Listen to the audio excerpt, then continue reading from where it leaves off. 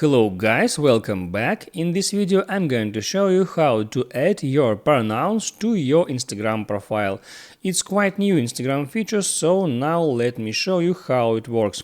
First, I open up my Instagram application, get in profile and then tap on edit profile. And here I can see this field, pronouns. By tapping on it, I can add pronouns to my account.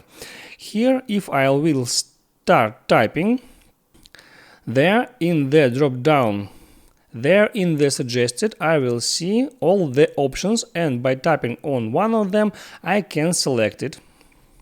And I can add here up to 4 pronouns. Let it be this. And also I can edit them or remove them at any time I want. And one more option is just down below. It's showing your pronouns to friends only. I can enable it, and now my pronouns will be showing just to my friends.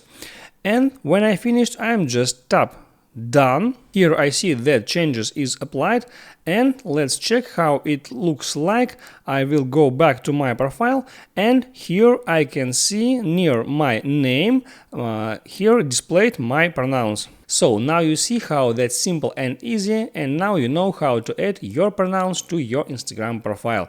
Make sure you liked this video if it was helpful for you. See you next time.